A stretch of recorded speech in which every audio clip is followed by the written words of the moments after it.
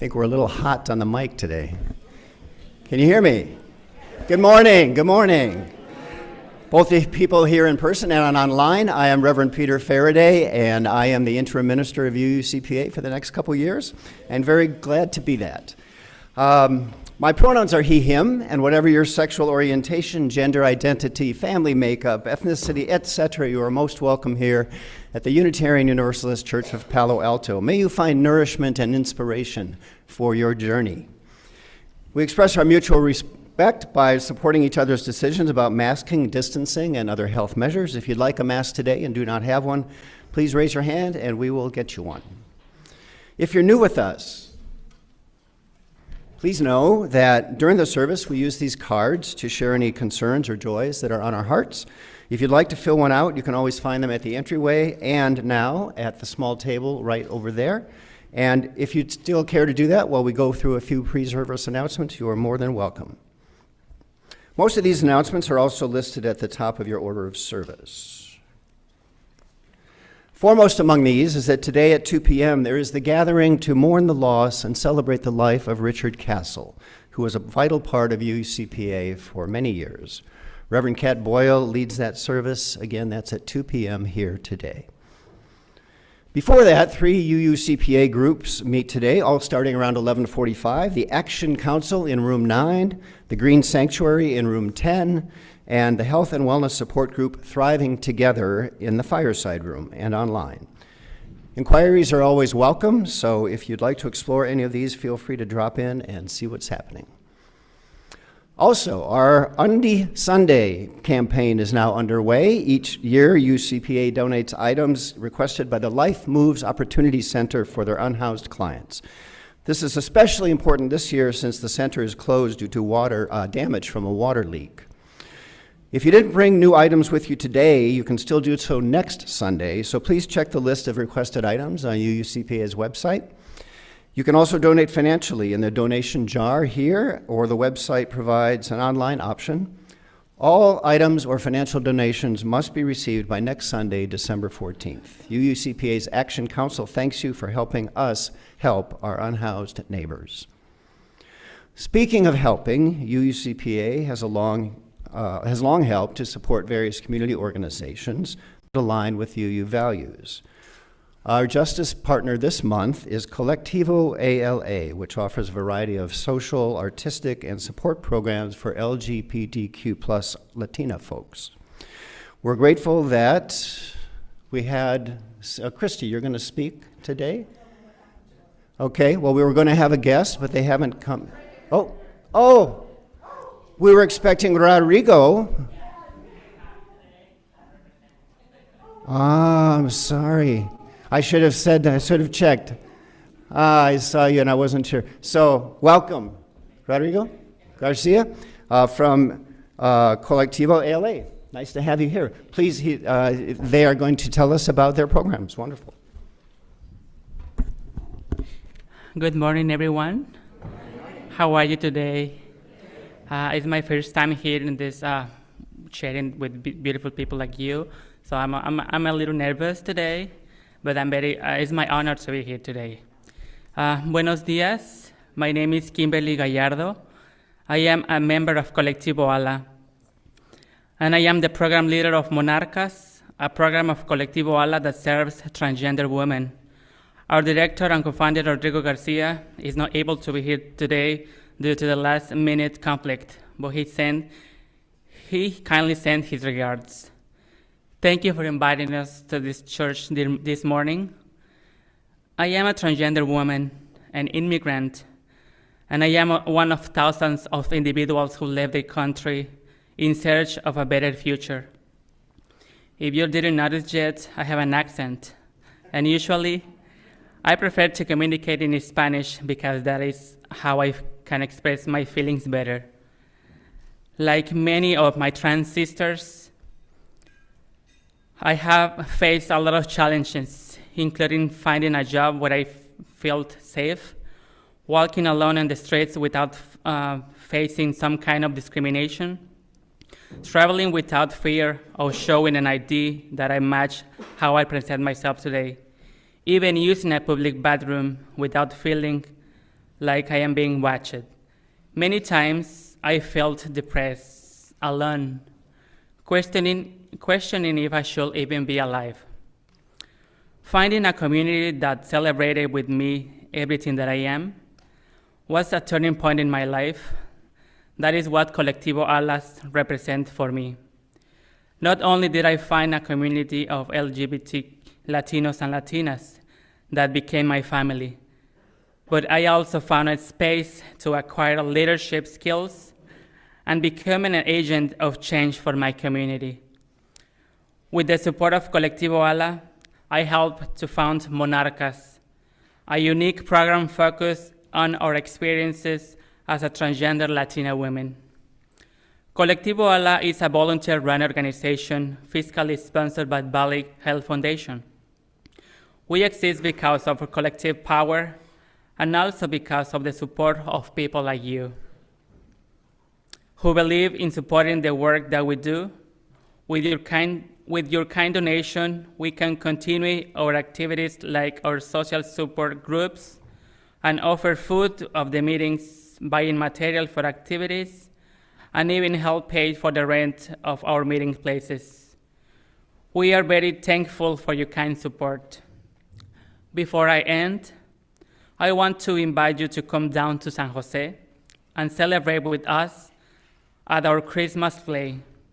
Teatro Lebrijes, Colectivo Alas Theater Ensemble will be performing a Christmas play at the stage in downtown San Jose from December 18th to the 21st. On behalf of all of us who are part of Colectivo Ala, I want to thank you for your time and support. And remember, in times of pain and uncertainty, the next best thing to do is to love. Thank you very much.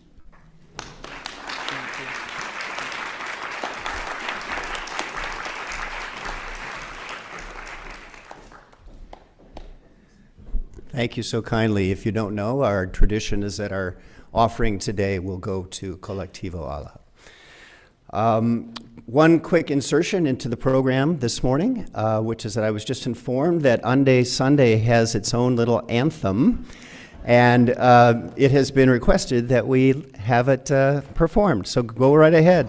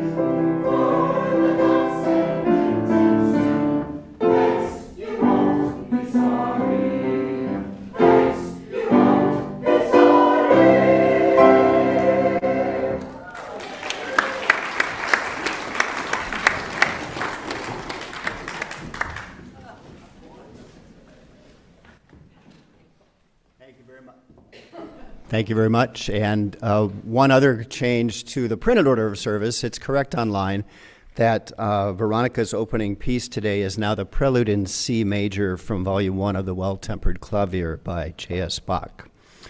Before we get to that, I now invite you to close your eyes or lower your gaze and center yourself in your chair. Take a couple of deep breaths. Let your forehead relax, shoulders drop, your abdomen soften. Let any mental chatter subside. Rest your eyes. Breathe into your belly. And as mindfulness practice advises, be totally present to this moment. We gather our different paths entwined to deepen our spiritual lives, nourishing connection, learning from each other, caring for each other, tending to our world. As we follow the sound of the bell into silence, we allow ourselves to arrive here fully. Welcome.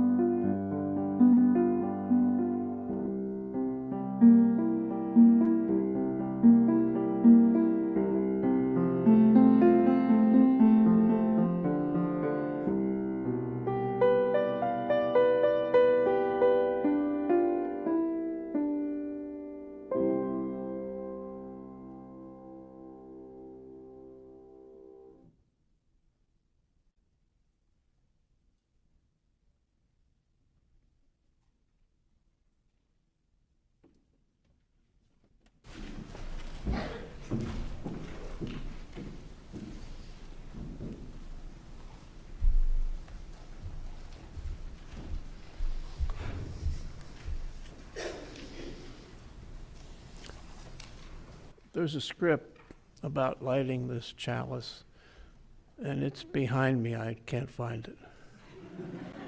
But we know this represents something that's happening. Every Unitarian church. It's going to happen all morning. Sorry. Every Unitarian church in the world. Very symbolic. So as Peter lights it, I'm going to read the chalice lighting words. It's a poem by Emily Dickinson, and it's called Hope, the Thing with Feathers. Hope.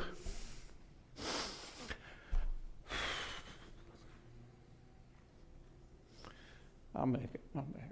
Hope is the thing with feathers that perches in the soul and sings the tune without any words and never stops at all.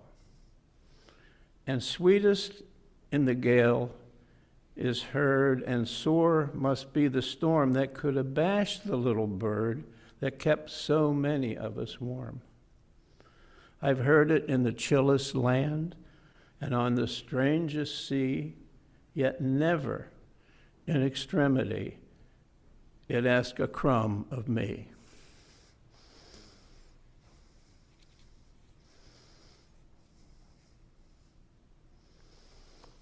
we get to sing. Help join us. Morning has come, number 1000 in the Teal hymnal. Those of you who can stand, please do. Those of you who wish not, just stay where you are.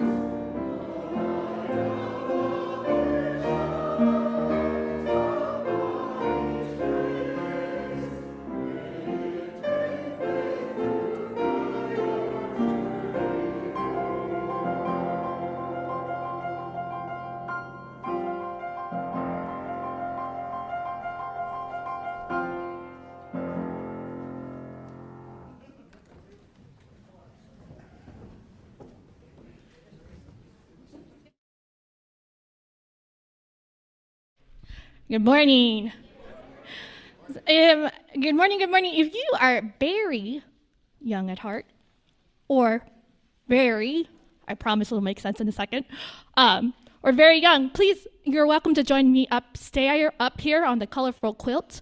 We're going to have a retelling of a portion of a longer chapter book called The Snow Bear by Nick Tufts. And we have a special activity that we're going to do just here in this space. So, to catch us up, here's the story. Once upon a time, there was a little bear, and his name was Barry. Now, Barry, he lived in the forest with lots of his friends. He lived there with his mother, and he played with the foxes and the squirrels and the birds. And now, Barry, he loved the forest. He loved his friends. He loved his mother. But sometimes at night, he would have very scary dreams. Has anybody had a really scary dream? Sometimes when I have a scary dream, I will wake up in the morning and then it's all I can think about. And so Barry, he was going through something similar. Now Barry, he heard about the wisest bear in the land. And this bear was called Snow Bear. And Snow Bear lived in a cave all by himself.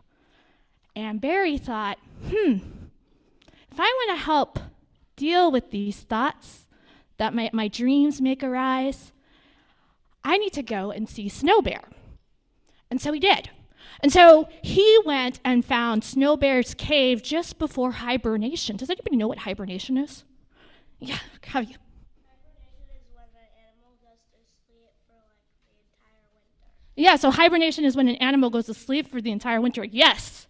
So Barry and Snow Bear got to hang out all winter together. And between sleep, because sometimes they would wake up, Snow Bear taught Barry this exercise. And this exercise is called mindfulness. And we're going to learn how to do that today. So mindfulness is this big word, right? But basically, it means thinking about how sensations, how our five senses make us feel, and absorbing those thoughts and feelings that can arise from the sensation. For example, if I am wearing this and I have a tag on the back of my neck and it's really, really scratching at my neck, I might be a little bit annoyed. So this practice helps us to feel more peaceful and to cope with hard things and to help us quiet our minds and focus on the present.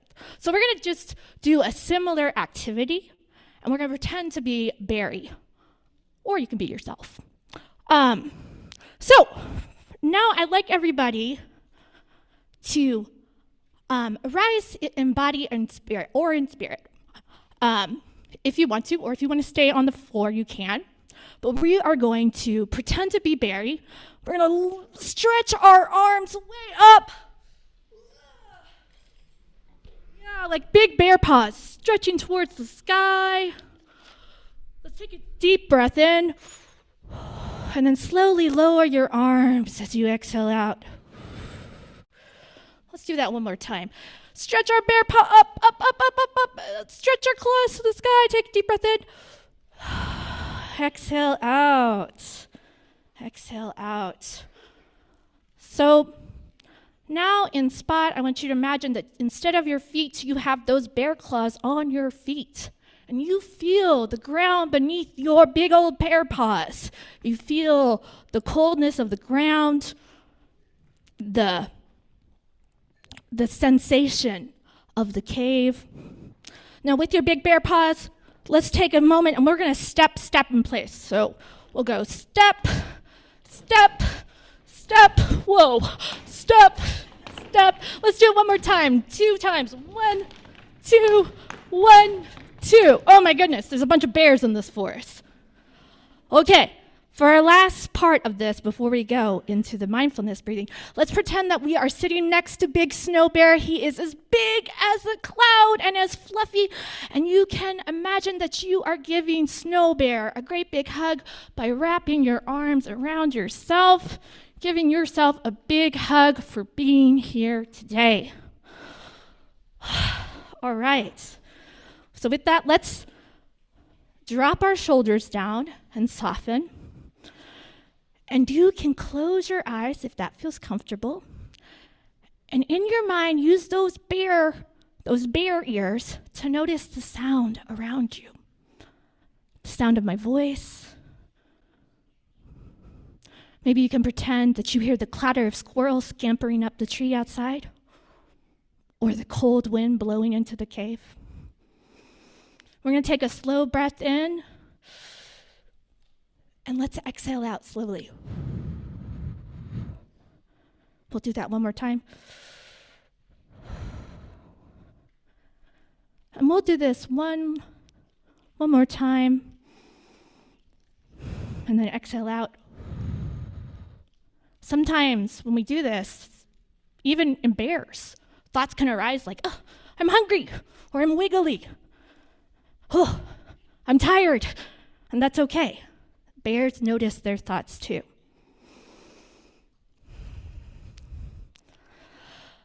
So let's take one last deep breath in and exhale out. And then we're going to open our eyes when we're ready. And you can wiggle your bear paws to help wake you up, get you back, and roll your shoulders. And let's take one last big bear stretch up to the sky. Oh my goodness, all these bears. Oh, so thank you so much. So you do not have to be a bear to do this. You can do this any place, any time, and any age with your imagination. So thank you for bearing with me for this story. I invite all of my friends who are coming to religious education class to follow me into the lobby.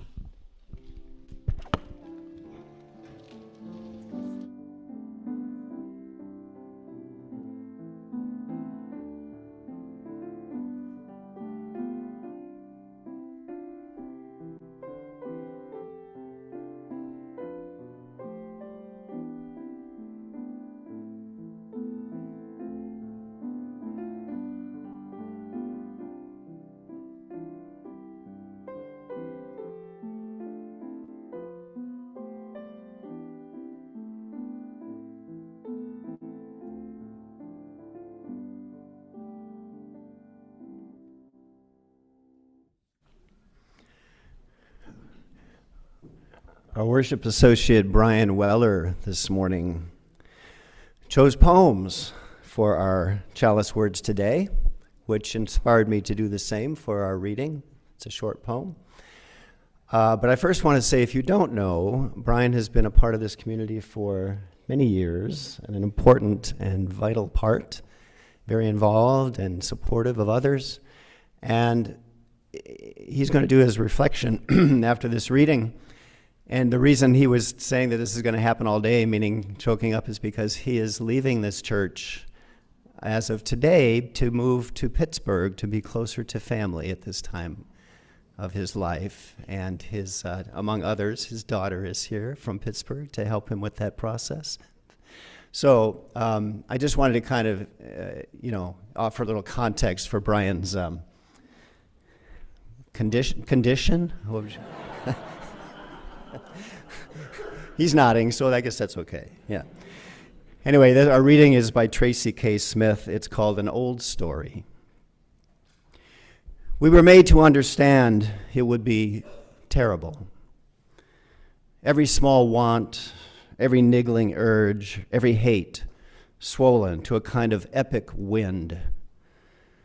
Livid the land and ravaged like a rageful dream. The worst in us having taken over and broken the rest utterly down.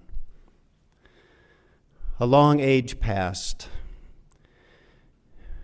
when at last we knew how little would survive us, how little we had mended or built that was not now lost. Something large and old awoke. And then our singing brought on a different kind of weather. Then animals long believed gone crept down from trees. We took new stock of one another. We wept to be reminded of such color.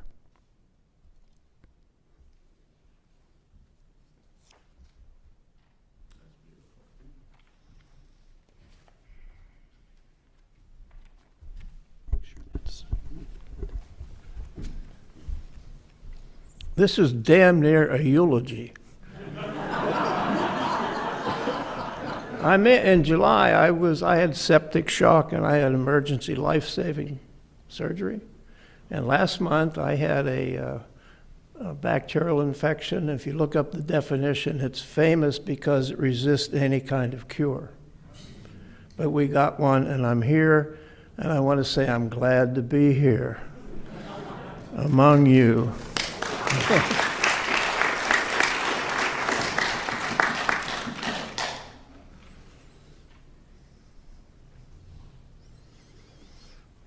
I've been in over 50 Unitarian Universalist churches in my lifetime. This is certainly one of them. And I want to mention 4, just briefly. In 1965, my wife, at the time the mother of my 3 youngest children, was hired as a professional soloist at the Shaker Heights Unitarian Universalist Church in Cleveland. That church had 3 full-time ministers, a staff of 7.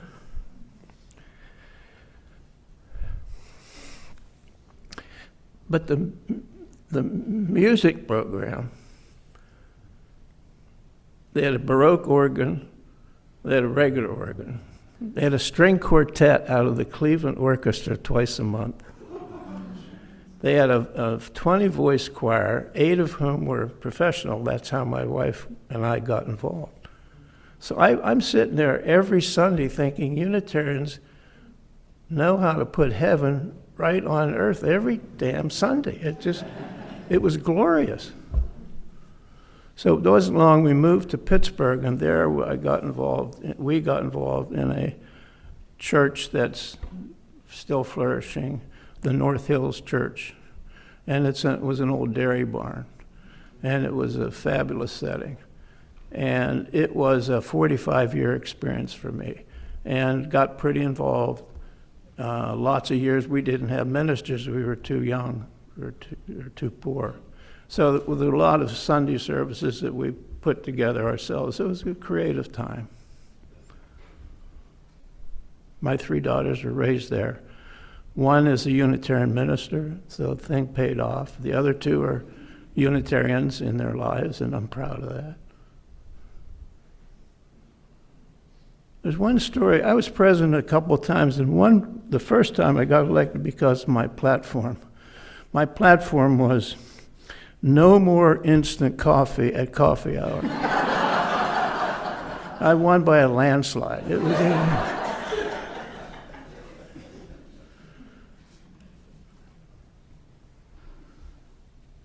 the third church is on the island of Negros in the Philippines. And while in Pittsburgh, I came out here because my daughter was minister of the San Mateo Unitarian Church, and they had a group, I think there were 7 or 8 of us, went to the Philippines to help construct a concrete building for this congregation. Now that congregation was about 35 families. They did not have a Baroque organ. They didn't have a string quartet. But the music was glorious. All the time. It was in the jungle. There was no electricity. There was a rut. You had to stay in the rut to get your Jeep in and out of the place. But they were Unitarians. Then I came here. That was about 10 years ago. And one of the best features I found was being allowed to be a worship assistant. So I thank Peter for letting me come in today, because it gave me the advantage of looking out.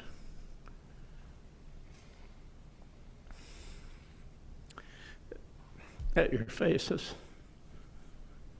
and the intent that I see. And I see worshipfulness. I also see some bewilderment. But what I see is just proves to me by looking out that this is serious. What goes on here on Sundays. The other feature is the Palo Alto Tabernacle Choir, which I've always admired. I can never figure out how it works. Veronica, she goes like this. And Bruce gets in here somehow. And he goes like this. And you all make great music.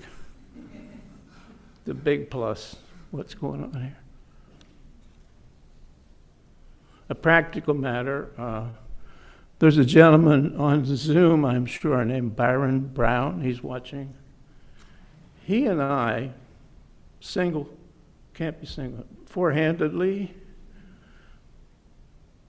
created, got funded, designed, contracted for, installed these screens. And those of you who don't like them, blame me. If you like him, it was Byron. He was the genius behind it all. They wouldn't be there without him. Thank you, Byron.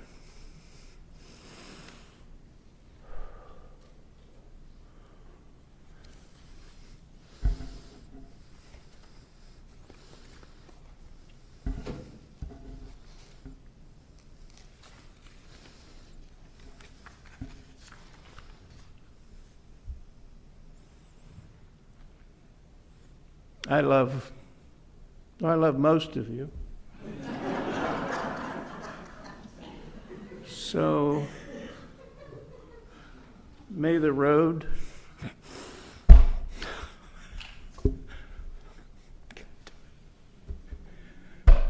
deep breath.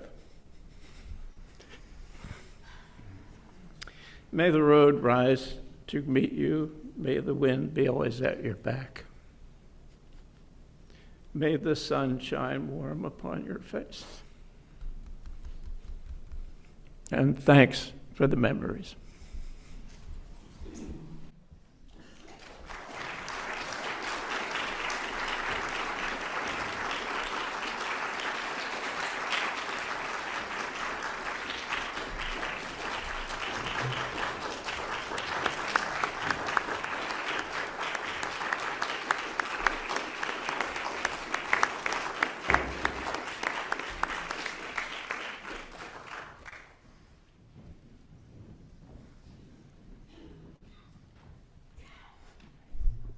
Thank you, sir. We now further honor all that was shared by lifting these up in prayerful song. Please rise in body or in spirit and sing number 123, Spirit of Life. The lyrics are on screen and in the online order of service. Spirit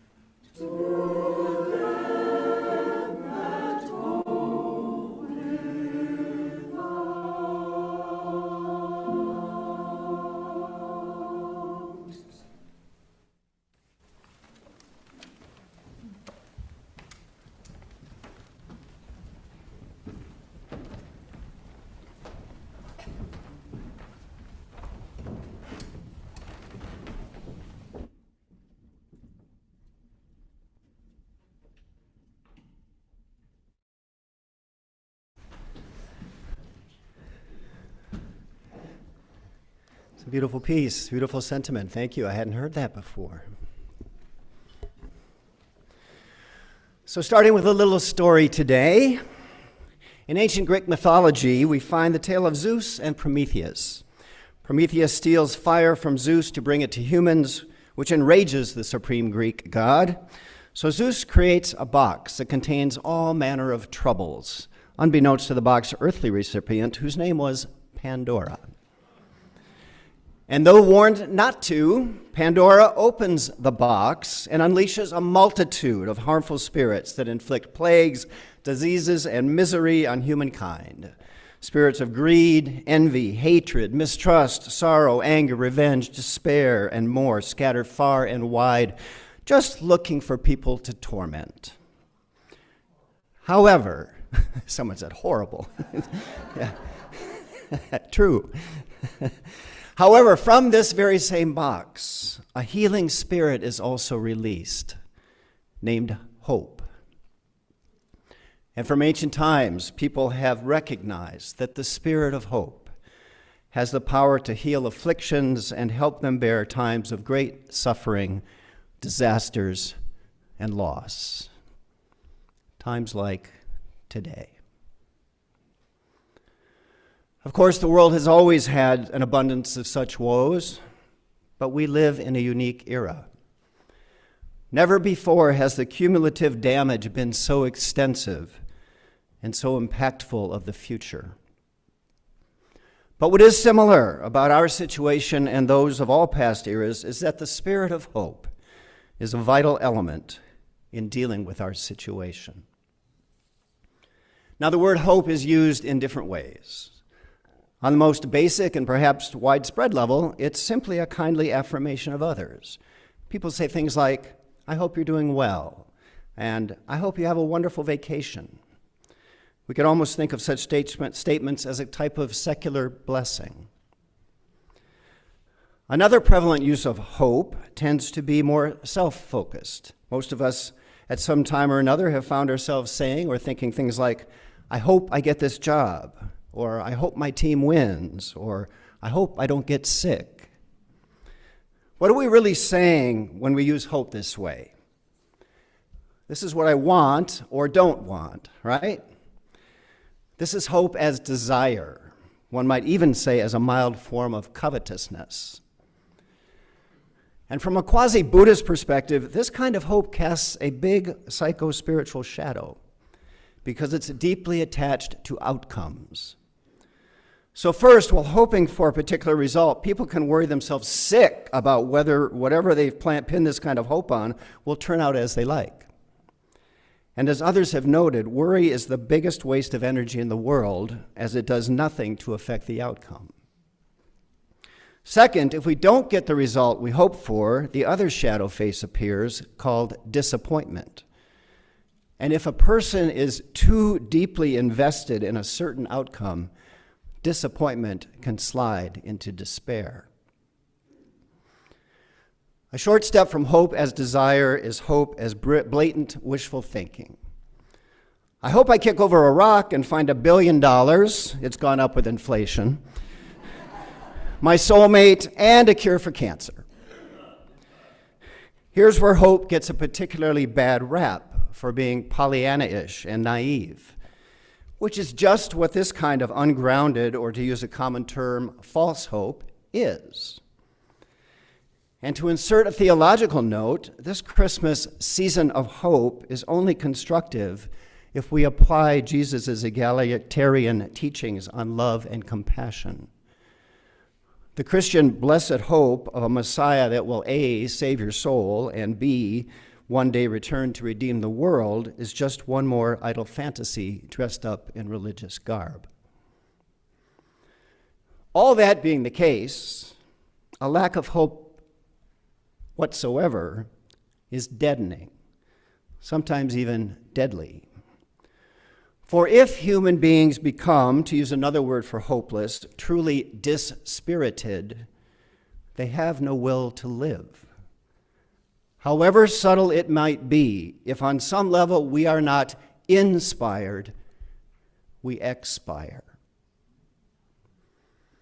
And this inspiration comes from another kind of hope entirely. It comes from hope as a deep and compelling yearning or vision for something greater and better than the current reality. To paraphrase the poet Rabindranath Tagore, this is hope as the bird that feels the light and sings when the dawn is still dark. This is the hope Lin Yutang means when he writes, "Hope is like a road in the country. There never was a road, but when many people walk on it, the road comes into existence." This is the hope that the late Buddhist teacher and systems thinker Joanna Macy calls active hope. And active hope is based on a simple yet profound human power, the power of choice. Active hope means choosing to participate in bringing about what we hope for. It has three main steps. First, take a clear view of one's current reality, so it doesn't involve denial or false hope, both of which are lamentably so rife today. Second, get clear on the values and direction we want to move things toward. And third, we take steps, actions, to move the situation in that direction. Before speaking of this last step, I want to take a moment on the second. There are many expressions of healthy and inclusive values and directions worth moving toward. And in my view, one of these is our UU principles, most of which were first drafted more than half a century ago. So I think they're worth recalling today. And if you ever want to look them up, they're in the front of your gray hymnal, or, of course, online. There's a little preamble that starts, "We, the member congregations of the Unitarian Universalist Association covenant, that is, agree to affirm and promote, 1, the inherent worth and dignity of every person. 2, justice, equity, and compassion in human relations. 3, acceptance of one another and encouragement to spiritual growth in our congregations. 4, a free and responsible search for truth and meaning. 5, the right of conscience and the use of the democratic process within our congregations and in society at large. 6, the goal of world community with peace, liberty, and justice for all. 7, respect for the interdependent web of all existence of which we are a part." And just a few years ago, an 8th principle was also proposed, which has been adopted by numerous congregations on a grassroots level. It reads, "Journeying towards spiritual wholeness by working to build a diverse, multicultural, beloved community by our actions that accountably dismantle racism and other oppressions in ourselves and our institutions." Notice that UUism doesn't just consider and discuss these values. Our covenant is to affirm and promote them, to move them from our minds and hearts to our mouths and hands. As a result, we may at times find ourselves in one area or another of the civic arena, advocating for certain policies or systemic changes, not with any single perspective or ideology, but with the intent to actualize our professed values. Returning to active hope's third element, taking steps to move the situation in our chosen direction. Here's the thing. We don't need to be optimistic, that is, hopeful, about the results of our efforts. Instead, we can take up our chosen actions as a practice, like Tai Chi or journaling or playing an instrument. And when we do, we might be surprised to find that it stirs up our life spirit, that it indeed inspires us. For as Barack Obama said, the best way to not feel hopeless is to get up and do something. If you go out and make some good things happen, you will fill the world with hope, and you will be filled with hope. Excuse me. This is in part what's meant by be the change you want to see in the world. Yet, since it's rare to be the change all at once or all by ourselves, people often join with others to help others in becoming the change. And UUCPA and other UU congregations are among the places that can support our powers to choose and to act in ways that further our values rather than passively accepting what is and saying, I hope it gets better. Such community is vital for most folks, partly because active hope is contagious. Like consistently nourishing our bodies, people need to regularly feed our spirits with this kind of hope, because it's fuel for what we aspire to do. Plus, we're all different, and so have different gifts we can apply. Being with others can often help us view our own gifts more clearly, as well as see ways to apply them we might not be aware of, thus opening new pathways toward creating what we seek to achieve. So embed yourself in situations and with people who infect you with active hope. This communal energy is one big part of all 12-step programs where people gather to share their, quote, experience, strength, and hope. Profound personal healings and restorations occur in such places, and these can also occur collectively. Praising poet Tracy K. Smith from our reading, and then our singing brought on a different manner of weather. Then animals, long believed gone, crept down from trees. We took new stock of one another. We wept to be reminded of such color.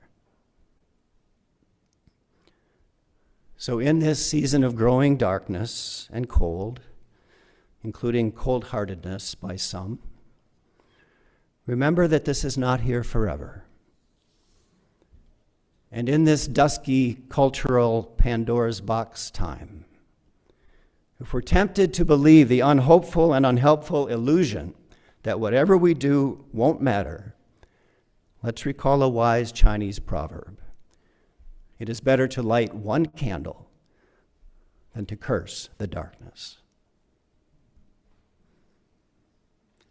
Today, our chalice flame can be that candle. I invite you to focus your gaze on it. Really see it. And take a full breath.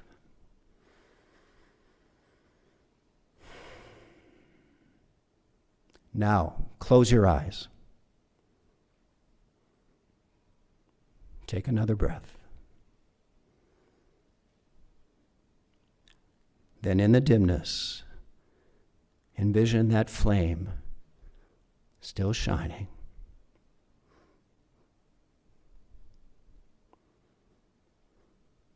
And ask yourself, what one candle can I light this coming week?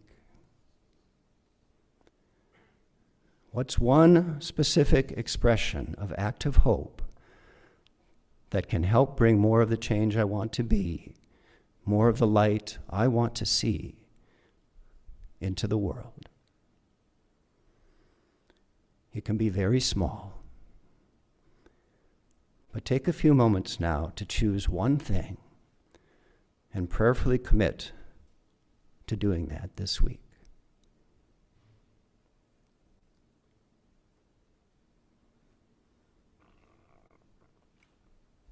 Thank you. Please open your eyes.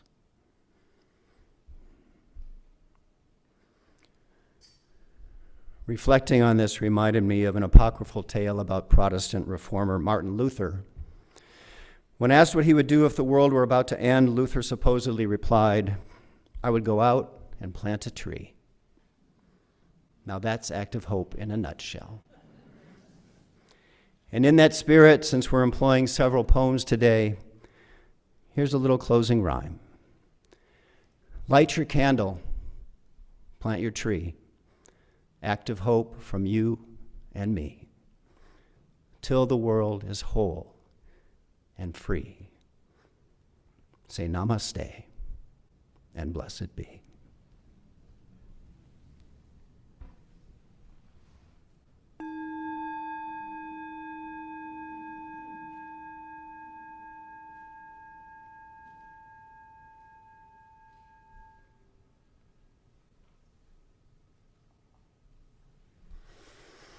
As part of Unitarian Universalism's free church tradition, this congregation is self-supporting, and thus we remain free to govern ourselves. In addition to their annual sustaining contributions, each week our members and friends may choose to give an additional gift as witness that we are and shall remain a free faith.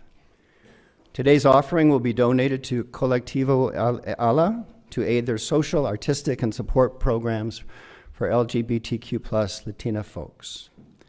We're proud to support this valuable community organization, and thanks again to our guest for coming to tell us about their important work. You can use cash or check or the QR code or text info in the order of service. Please give generously.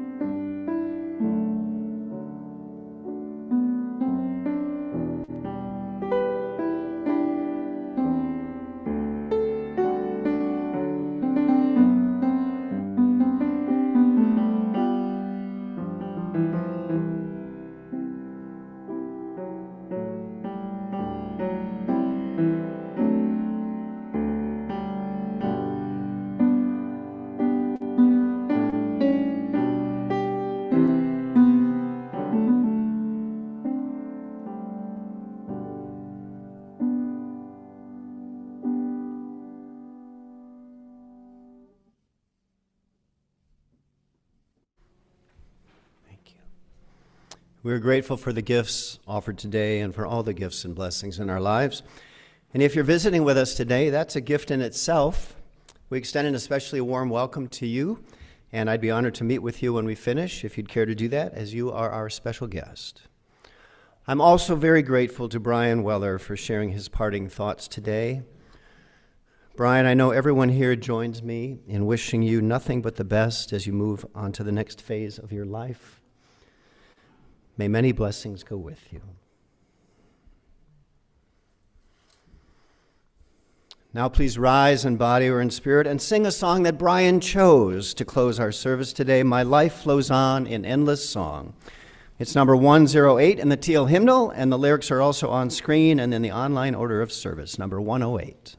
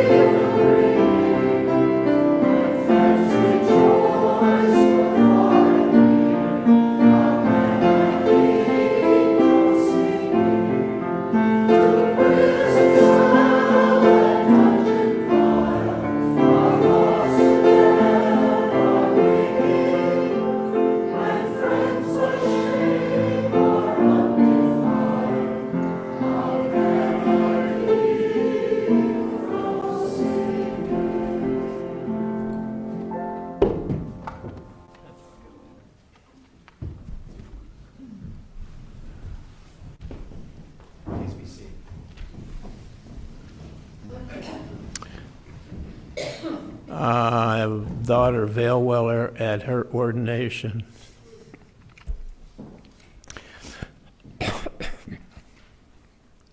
We did that song. The closing words, the chalice extinguishing words, are a poem also by Mary Oliver.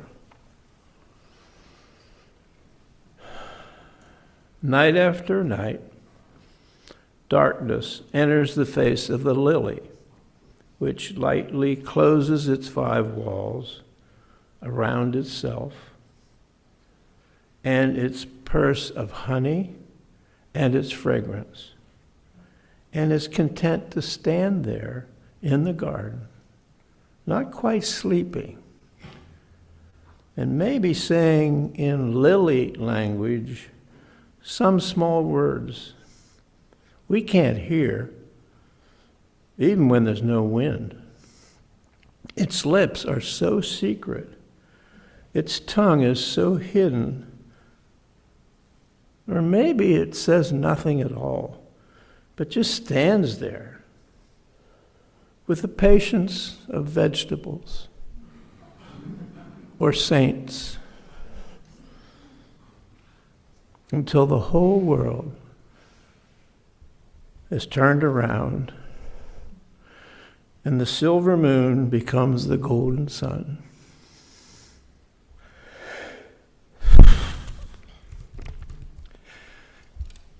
As the lily absolutely knew it would, which is itself, isn't it, the perfect prayer.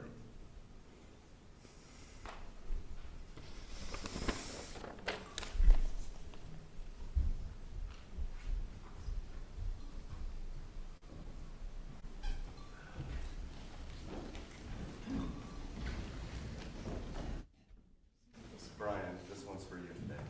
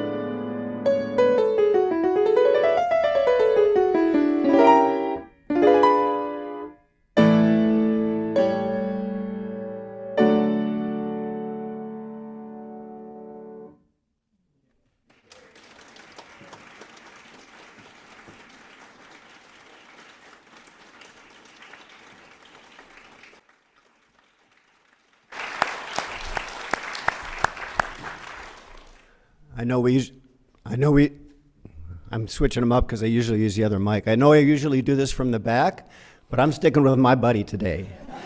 So, please rise in body or in spirit. If you're comfortable with it, join hands. If you're not, cover your heart with your hands. And if you're online, please open your audio and video and join us in saying our benediction words together. Go out into the world in peace. Be of good courage. What is good.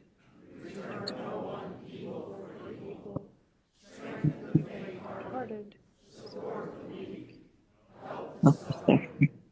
Riches and beauty, the love, the word, And deed. All beings. Amen. Wonderful trails, Brian.